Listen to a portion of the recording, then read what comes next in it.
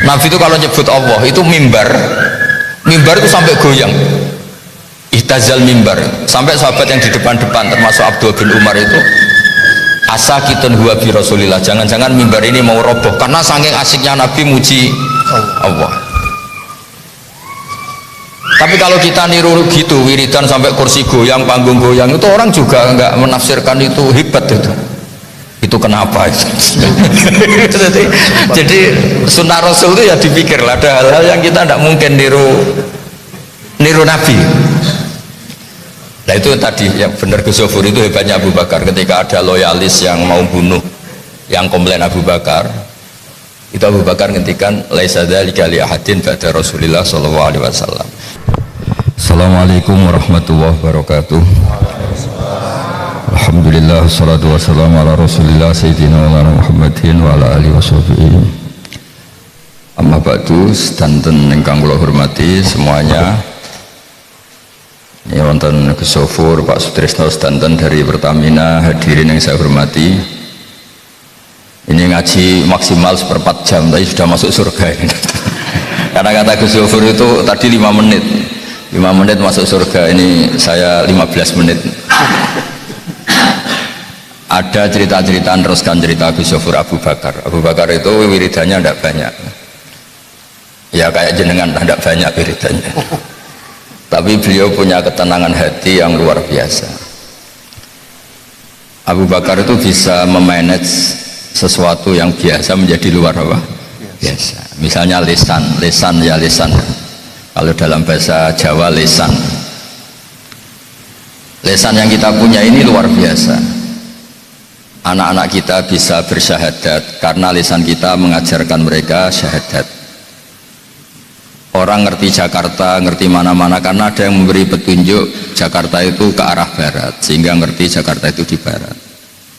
Orang ngerti kalau Pak Prabowo presiden karena ada yang mengumumkan kalau Pak Prabowo presiden. Jadi berkahnya lisan itu orang tahu kalau konstitusi kita ini misalnya begini aturannya gini. Sehingga suatu saat ada orang yang mimpi ketemu Abu Bakar, ini era tabi'in. Engkau masuk surga karena apa? Terus beliau menunjuk lesannya, hadza auradani al-mawarid. Lesan ini yang tak pakai melafadzkan la ilaha illallah Muhammadur Rasulullah, tak pakai melafadzkan zikir. Sehingga status lesan saya ya statusnya itu. Jadi nanti anda kalau di akhirat diumumkan, wahai lesan yang penuh dengan zikir. Nanti kalau kebalikannya ya dipikir sendiri. Jadi ya kebalikannya dipikir apa? Sendiri. Terus kedua, ini ada kebaikan yang luar biasa seperti yang disampaikan Gus Sofur duhur sama asar tadi. Ini pegang, pokoknya masuk surga kalau pegang ini, dijamin itu. Yang jamin tidak saya, ini tag resmi hadis. Hadil umat ini itu menjadi luar biasa karena ini saya ijazahkan sekaligus. Jadi kalau sendirian habis sholat duhur kan terus ngopi-ngopi cangkruk ngenteno jajan panitia ini, pokoknya yang kegiatan gitu. Tapi anggap ini selingan. Kalau ditanya malaikat ngapain duduk-duduk nunggu sholat asar, habis sholat asar ngopi-ngopi lagi, ngapain masih hidup nunggu maghrib. Nanti maghrib tanya ngapain nunggu isya. Sehingga kata Nabi, hadil ummah ini baina hasanaten, ini tak ringkes ya, antara dua kebaikan, hasanatin qad qadaha wa hasanatin intadzuroha. Jadi satu kebaikan yang sudah ditunaikan sambil menunggu kebaikan yang akan datang. Jangan sampai kita ini sudah miskin, kalau ditanya Allah ngapain hidup di dunia, nunggu kaya, kalau nggak kaya saya tidak mati, itu bahaya itu. Nunggu jadi direktur Pertamina, kalau enggak saya tidak mati, itu bahaya itu.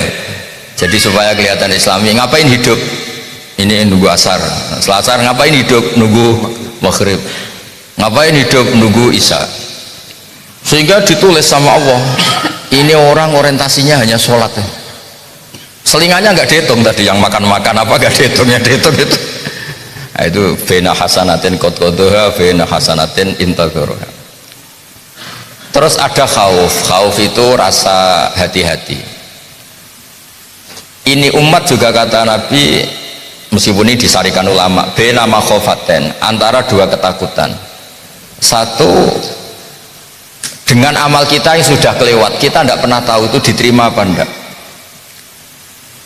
Dengan masa depan kita ini ditakdir tambah baik apa tambah jelek, makanya itu disebut bainal khaufi war roja. Jadi ada, misalnya kita sekarang baik, kan nggak ada jaminan sampai nanti baik, yang sekarang jelek juga nggak ada jaminan nanti jelek terus. Itu yang menjadikan makhofaten, satu rasa hati-hati, karena hidup itu nggak jelas.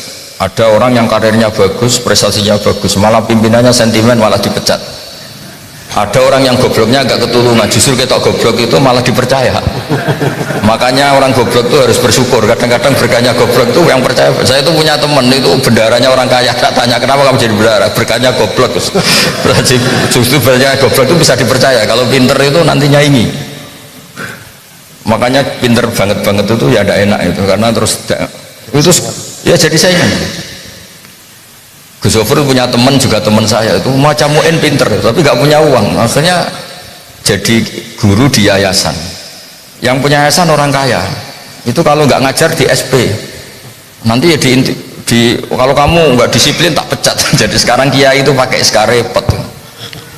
Profesor ya sama gitu, kerja di pabrik, yang punya orang kaya sering di SP, padahal dia profesor ahli apa, tapi karena karyawan ya tetap saja di SP diangkat, diberhentikan.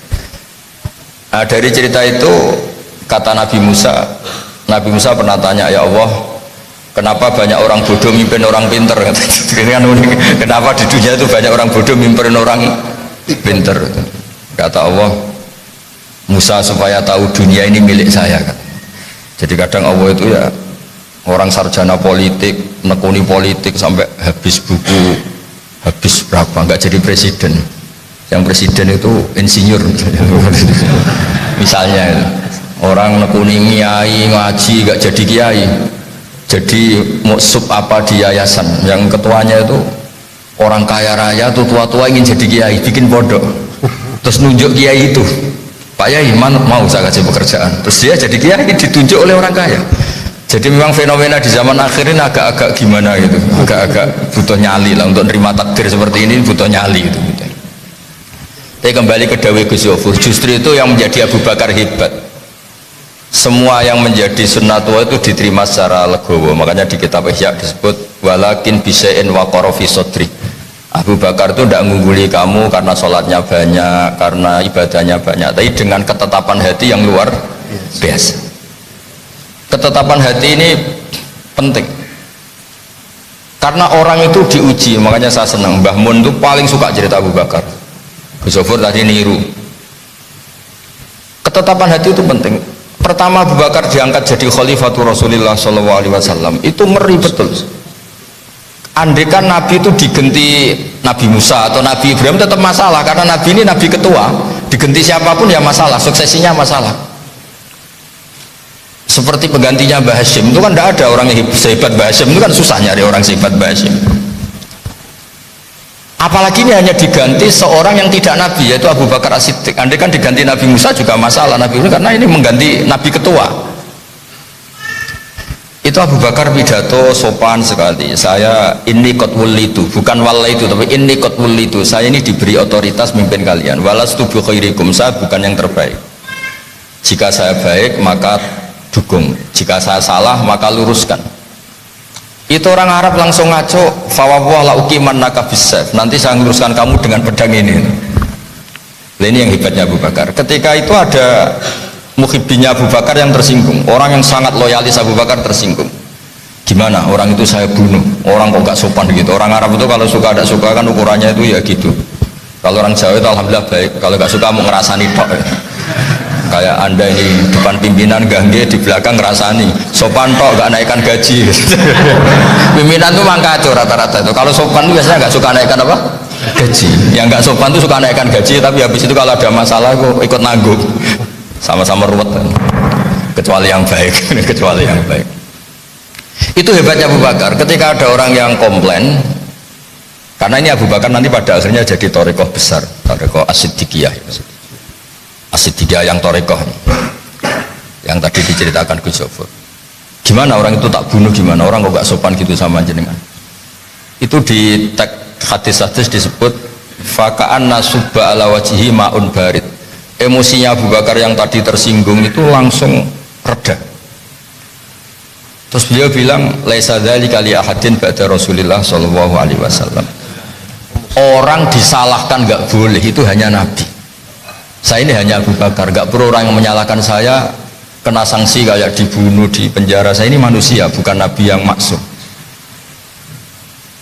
Makanya menurut saya dengan Gus Sobur itu ngiyai rileks, karena kita tidak pernah merasa setingkat Mbah Maimun, setingkat Mbah Hashim. Jadi kalau disalahkan ya kita kan tidak Mbah Mun, tidak Mbah Hashim.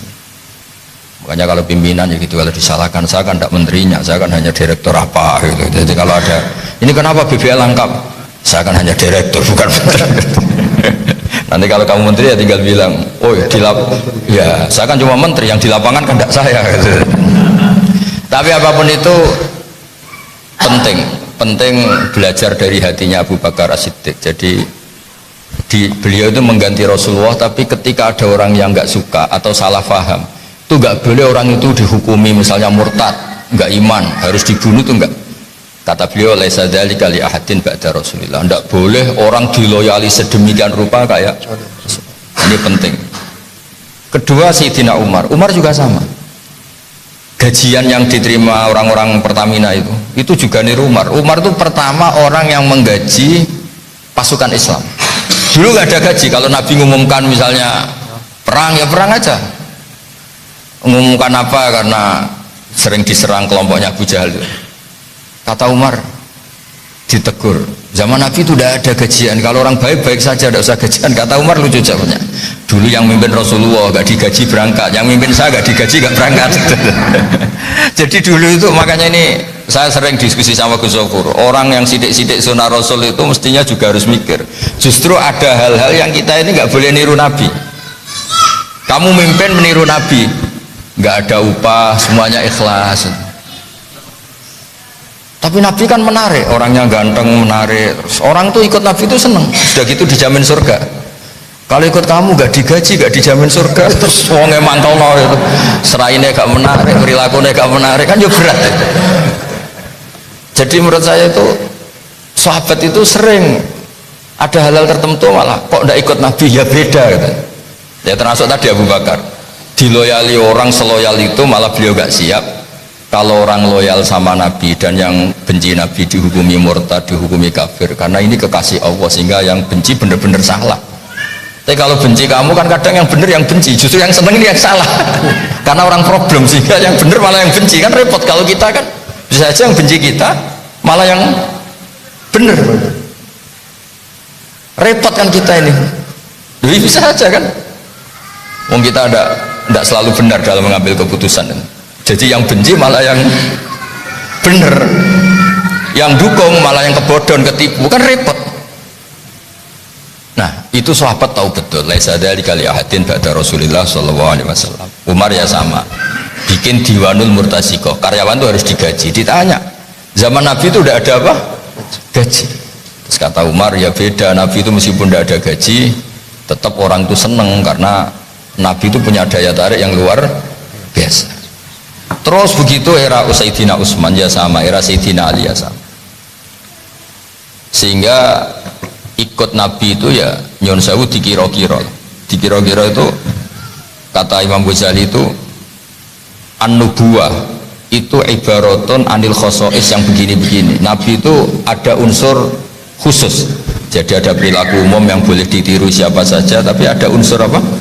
Khusus. Unsur khusus ini yang diketahui sahabat, sehingga misalnya wiridan, Nabi itu kalau wiridan jangan tiru, karena kalau anda niru itu orang nggak nganggep itu heroik, dianggap pilentek kira-kira gitu. Nabi itu kalau nyebut Allah itu mimbar itu sampai goyang, ihtazal mimbar, sampai sahabat yang di depan-depan termasuk Abdul bin Umar itu asakitun huwa bi Rasulillah, jangan-jangan mimbar ini mau roboh karena saking asiknya Nabi muji Allah. Tapi kalau kita niru gitu, wiridan sampai kursi goyang, panggung goyang, itu orang juga nggak menafsirkan itu hebat itu kenapa itu? jadi sunnah Rasul itu ya dipikirlah, ada hal-hal yang kita tidak mungkin niru Nabi. Nah itu tadi yang benar Gus Sofur, itu hebatnya Abu Bakar. Ketika ada loyalis yang mau bunuh, yang komplain Abu Bakar, Itu Abu Bakar ngendikan laisa dzalika li ahadin ba'da Rasulillah sallallahu alaihi wasallam. Diloyali sampai sedemikian tuh nggak ada yang pantas kecuali Rasulullah sallallahu alaihi wasallam. Sehingga era sahabat itu Abu Bakar, Umar itu sudah mulai menerima perbedaan. Era apalagi era modern, era demokrasi kayak perbedaan itu. Saya dengan Gus Dur mulai kecil berteman, tapi ya beda sekali. Tapi ya sama, karena ya beda itu berkah. Karena kalau saya sama ya malah repot, kebutuhannya umat kan banyak, justru kiai yang macam-macam itu. Saya bayangkan kiai yang habis maghrib sampai isya itu wiridan sampai isya, dengan kiai yang ngopi-ngopi itu. Kalau madhab saya itu ya hebatnya kiai yang ngopi-ngopi. Kiai yang wiridan mulai subuh sampai duhur sama yang ngopi-ngopi itu, asal tidak milih bakul yang paling cantik, enggak ya, yang normal ngopi-ngopi normal itu. Karena begini, ada kan semua orang itu soleh, habis subuh wiridan sampai duhur, duhur sampai asar. Mungkin yang mau masuk Islam nggak jadi. Wah kok repot gitu Islam. Berkahnya kiai-kiai yang habis subuh terus ngopi cangkruk, terus wae duhur gak pati qobliyah ba'diyah, santai lagi. Loh kok enak Islam tuh, kayaknya nggak apa-apa masuk Islam. Jadi Islam itu nggak dianggap problem gitu. Nah itu tadi yang dimaksud Gus Zofur, kuantitas itu kadang ya bikin masalah baru, karena ketika kita terlalu banyak secara lahir wiridan terus itu, ukurannya jangan kamu sendiri. Orang mau masuk Islam terus tolak ukurnya melihat perilaku Anda. Wah kok repot itu, ini kalau saya disuruh baca tasbih terus kapan saya ngurusi ekonomi saya, kan nggak jadi masuk Islam itu. Tapi kalau melihat pegawai Pertamina itu kan ya berburu uang, macak, gaya gitu, kadang naik helikopter pejabatnya itu kan kayak keren gitu, karena kayak terus weh ternyata orang Islam boleh kaya toh kan terus kayak enak gitu, jadi kayak ada problem gitu. Jadi saya memang nggak pernah biasa serius, tapi saya pastikan yang dikatakan Beliau tadi benar gitu. Jadi memang Abu Bakar itu mengungguli kalian tidak karena banyak ibadahnya, tapi walakin bisein wa qarafi sadri, itu redaksi yang di kitab Ihya. Makanya saya mohon, meskipun jenengan kelihatan makan, tapi makan itu lebih penting ketimbang Anda jadi presiden, jadi menteri, jadi kiai besar. Orang nggak jadi kiai besar tetap hidup, tapi kalau nggak makan itu mati itu.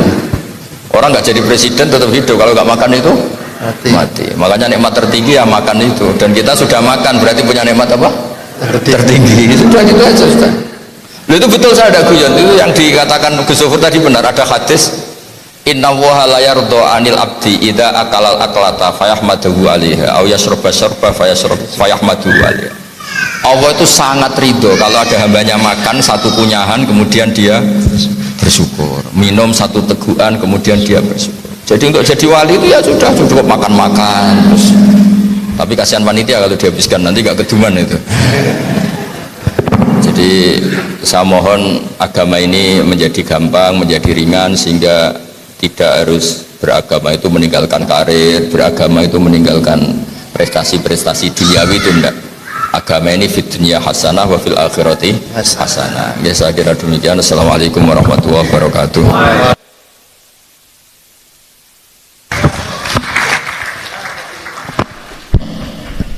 Alhamdulillahirrabbilalamin. Para tamu undangan yang kami hormati, kita telah mendengarkan dan menyimak bersama tausiah dari Kiai Haji Ahmad Bahauddin Nur Salim, dan kini saatnya kita akan membuka sesi tanya jawab.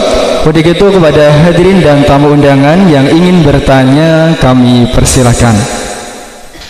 Kami kasih 2 pertanyaan, semoga yang mau bertanya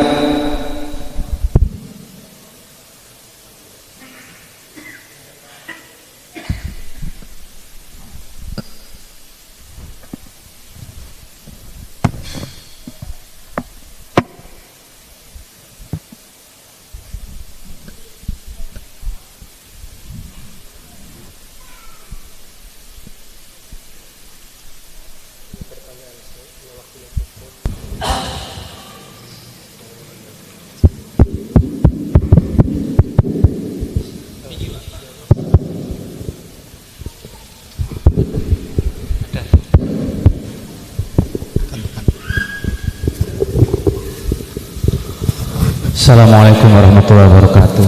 Terima kasih atas waktunya kepada pembawa acara untuk saya izin bertanya kepada Gus Baha maupun Gus Gofur. Innalillahi wa inna ilaihi raji'un. Gus Baha, anak saya barusan sekitar 50 hari yang lalu, usia 17 tahun, meninggal dunia karena berangkat sekolah dan menghindari orang terus terjatuh. Rasanya sangat luar biasa untuk menerima ini semua. Bagaimana saya bisa menjalani ke depan untuk setiap saya melangkah melewati, kebetulan ada kecelakaan di Jalan Wates. Ketika melewati jalan itu hampir kurang lebih 200 meter, raga ini bergetar, seakan-akan belum bisa melewati jalan itu. Bagaimana saya untuk sebagai syariat manusia, untuk saya normal seperti orang biasa agar bisa melewati jalan itu, karena masih jarak 200-300 meter itu bergetar hati saya, kaki itu lemes sekali untuk menjalani atau bisa berjalan secara normal kayak orang biasa. Mungkin itu aja singkat. Terima kasih Gus Pak. Assalamualaikum warahmatullahi wabarakatuh. Ada lagi yang Putri? Mungkin satu kali lagi untuk yang Putri kami persilahkan. Nah ini langsung aja ya biar masih. Nah ini saya jawab saja sekarang ya supaya masih hangat. Jadi begini ya, tentu sebagai manusia ya saya juga ikut berduka ya. Itu memang normal. Anda susah itu normal. Kemudian perasaan Anda ini juga normal karena itu butuh waktu, butuh macam-macam. Tapi apapun itu Anda harus nikmati kenormalan Anda sebagai orang tua. Malah lucu tuh kalau Anda lewat situ terus telepon-teleponan, main HP, malah lucu kayak bapak yang enggak eleng anaknya gitu. Jadi sudah nikmati saja perilaku normal itu pasti dimaklumi oleh Allah Subhanahu wa taala. Jadi pantasnya kalau misalnya ketinggalan istri, baru seneng-senengnya istri mati ya pantasnya susah, kalau langsung seneng alhamdulillah malah lucu. Ketinggalan anak juga gitu. Jadi ada hal-hal yang makanya ketika ada sahabat ketinggalan anaknya meninggal terus tanya Nabi, gimana dengan susah seperti ini? Kata Nabi, ya nggak apa-apa, itu yang masalah itu menggugat keputusan Allah Subhanahu wa taala. Jadi itu normal. Jadi Anda jangan memaksakan supaya ini langsung hilang. Kalau hilang betul, Anda lewat jalur itu yang bisa dilewati anak Anda tertawa-tawa, main HP, terus ngopi-ngopi cangkruk di situ, orang malah ini bapak apa ini, kan malah aneh itu. Jadi di antara kebaikan Islam itu memaklumi semua hal-hal yang sangat-sangat manusiawi. Saya kira demikian.